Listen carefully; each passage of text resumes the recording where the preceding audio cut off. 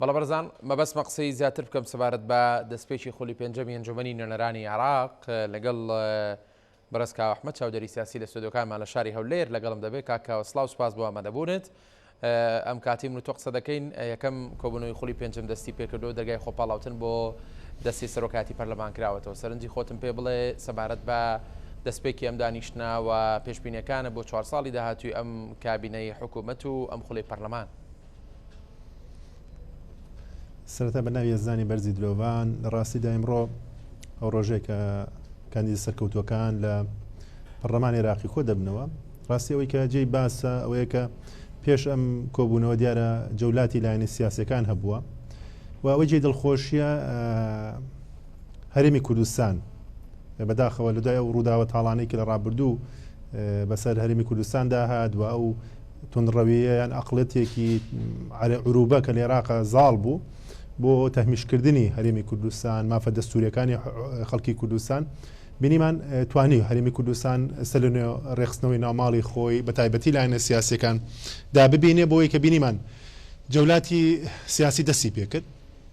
زۆر جا بینیمان کە تا ئاستێک بوو ڕێم ئێمە وەرگیرە بۆی کە بتوانین بەشدار بین لەوەی کە وەکو لایەنێکی گرنگ وەکو پێکهاتەیەکی گرنگ لە عێراقا بۆ ئەوەی کە لە بەرنامەی سیاسی و بەرنامەی داهاتووی ئەم 4 ساڵی داهاتوو کورد پێگەیەکی تایبەتی خۆی بێ و ڕێی خۆی هەبێ. ئەمە بابەتێکی گرنگە، هەرچەند لایەکی ترەیە کە هاوتەریب لەسەر ئەم بابەتە دی ئەوش ئەو ئەقڵێتە هەیە کە بەداخەوە دەوێت عێراقێکە بێ عێراقێکی یەکگرتوو هەبێ بەڵام بەلاوازی وەکو چۆن نابێ ولایەنە فەرامۆشکەین کە نزیکەی 80 گروپ یان تەیاری میلیشیا لە عێراقدا هەن کەمە لەلایەن حکوومەتی عێراقەوە بە ناوی هەشتی شعبی ڕێک دەخرێن و بە ملیاردە دلار لە ساڵانە بودجێ بۆ تەخسیسەکرێ. لەگەڵ ئەوشە زیاتر لە 165,000 چەکدار و گروپیانەیە کە ئیمڕۆ لەگەڵ ئەو لایەنەی کە بینیمان پەرلەمانی عێراقی دەستی بە یەکەم دانیشتنی خۆی کرد، هاوتەری بینیمان کە سەرای سەلام لە بەغدا عەرزی عەزەڵاتی خۆی و بە شێوەیە لە شێوەکان بە شەقامەکانە بە هێز بە چەک ئەستیعرازی کرد و ئەو پەیامی خۆی گەیان بەواتە ئەوەی کە پێویستە کورد هەڵوێستەی لەسەر بکە و جێی دەستخۆشیە کە بە تایبەتی ئەوەی کە لایەنە کاریگەرەکان لە هەرێمی کوردستان و بەتایبەتی لەناو حکوومەتی هەرێمی کوردستان پێش ئەوەی کە بە یەک هەنگاو بە یەک خطوە بەرەو بەغدا هەنگاوێ ناویشتووە ئەو لیجانی هاوبەشەی کە هەبووە بە تایبەتی لایەنە سیاسەکان ترش پێویستە بە گرنگیۆ لەم بایەخ بڕوان لەم بابەتە بڕوانن و بایەخێکی گرنگی پێ بدەن ئەوەیە کە ئێمە دەستکەوتی ئێمە وەکو گەلی کوردستان وەکو پێکهاتەیەکی گرنگ لە عێراقا چی دەبێ و چۆن لەگەڵ ئەو لایەنە سیاسانە نزیک دەبینەوە کە ئایدیا و فکریانەیە بەلێ تێگەیشتنێک ناڵێن 100% بەڵام تێگەیشتیان نەبێ و واقع و بوونی هەرێمی کوردستانە لا قوبوڵ بێ. بۆیە ئەستەم و قورسە لە عێراقێکا کە وەکو چۆن ئەتوانم بڵێم بە 3 بەش ئەتوانین دابەشی کەین چی ئەو باڵە ناسیۆنالیزمە عەرەبیی کە سەدر سەرکردایەتیەکە و یان ئەو لایەنەی کە پڕۆ ئێران ناسراون لە حزبی دەعوا و حزب الله ئەوانە و چی ئەوەش کە مەرجەعەتی با بەڕێوە واتە کورد دەبێت بزانێت کە چۆن دانوستان دەکات و بەچی هەنگاوی دانوستان دەکات و لە هەمووی گرنگتر ئەوەیە کە ئێمە دەبێت بزانین مؤسساتی حکوومەتی هەرێمی کوردستان بە تایبەتی سەرۆکایەتی هەرێمی کوردستان و حکوومەتی هەرێمی کوردستان بە سەرۆک وەزیران و هەروە سەرۆکی پەرلەمان ئەمانە پێگەیەکن کە تا ئاستێکی باش توانیانە نموزەجێکی جوانی دەوڵەتداری نیشاندن و حیواری ئێمە لە چوارچێوەی حیواری هەرێمی کوردستان بێ لەگەڵ حکوومەتی ناوەندە بە تایبەتی لەسەر چی لەسەر ئەو مافە دەستوریانەی کە حکوومەتی عێراقی جێبەجێی نەکردەوە جێبەجێشی ناکە لایەندا واتە یەکگوتاری ماڵی لایەنی سیاسی لە ناو هەرێمی کوردستان و لایەنە سیاسەکان و کۆبوونەوە و کۆکبوونیان لەسەر ئەساسی بنەما گشتیەکان کە پەیوەنددارە بە ئەمنی نیشتیمانی هەرێمی کوردستان ئەمنی قەومی هەرێمی کوردستان یان ئەو مافە دەستوریانەی کە دەستورە بەسەر هەموو هەرێمی کوردستانەوە ئەمە کاریگەری خۆی دەبێ بەواتە ئێمە پێویستە هەنگاوەکان بە شێوازی هەنگاو بنێن کە تێڕوانینێکی گشتگیر و خوێندنەوەیکی دروستمانە بێ و لەو لایەنە سیاسە نزیک بینەوە کە بتوانین لە بەرنامەی کاری سەرۆک وەزیرانی داهاتوو بە تایبەتی ئەو ناوچانە دەرەوەی ئیداری هەرێمی کوردستانە بەخێدەبەرنامەکان توانیویانە بە شێوەیەکی بەرچاو بێنە پێشەوە لە پرۆسی سیاسی دا و ڕۆژی دەنگەکانیان بەرەو بەرزبوونەوە ڕۆیشتووە. باز لەوە دەکرێت کە پرۆسی پێگەنانی کابینی حکوومەت و پرۆسە گشتیەکە کارێکی ئەندا ئاسان نابێەوە لە خولەکانی پێشووتر زەحمەتتر دەبێت. سەرنجی تۆ چییە لەم بارەیەوە؟ من ئاماژەم پێ کرد و ئەگەر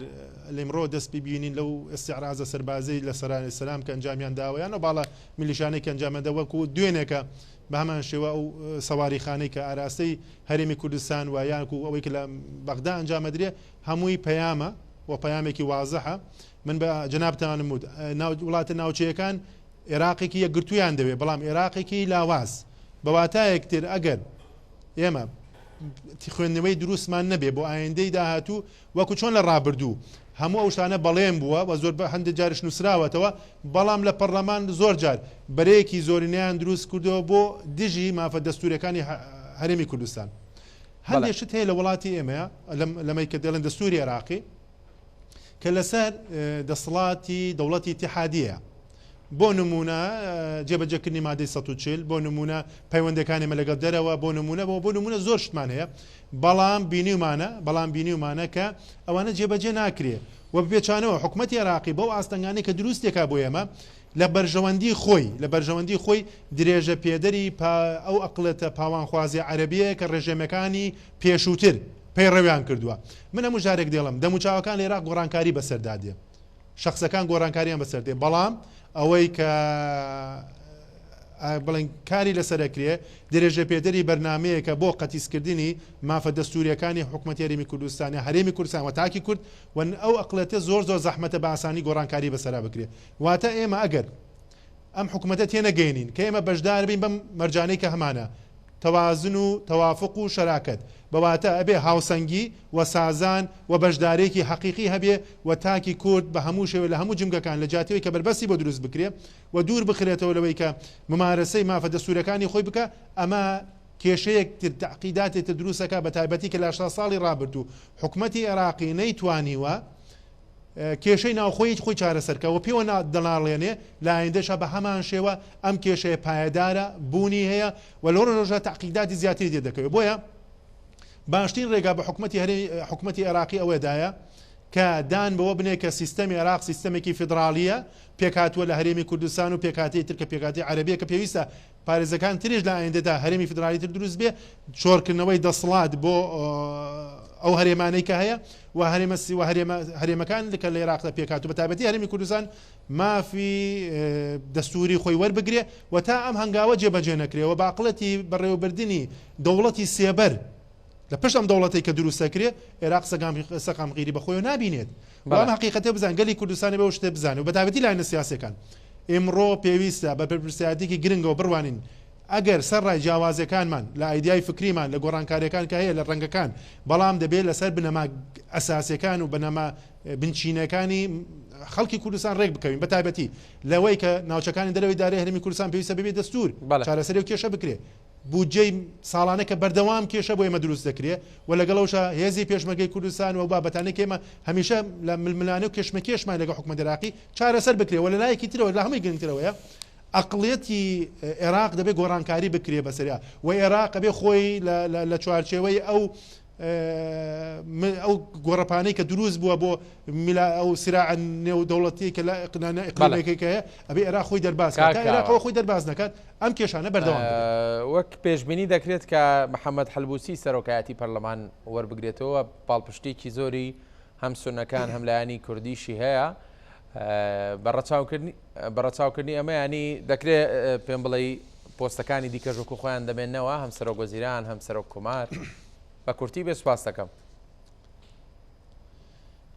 ئەوەی کە بینیمان لە چەند ڕۆژی ڕابردوو من ئاماژەم پێ کرد هەر هاتنی چی حەلبوسی چی خەمیس خەنجەر و ئەوانتر کە هاتوونە بە تایبەتی لە ئاستی سەرۆکایەتی هەرێمی کوردستان و جەنابی سەرۆک بارزانیش کە بینیمان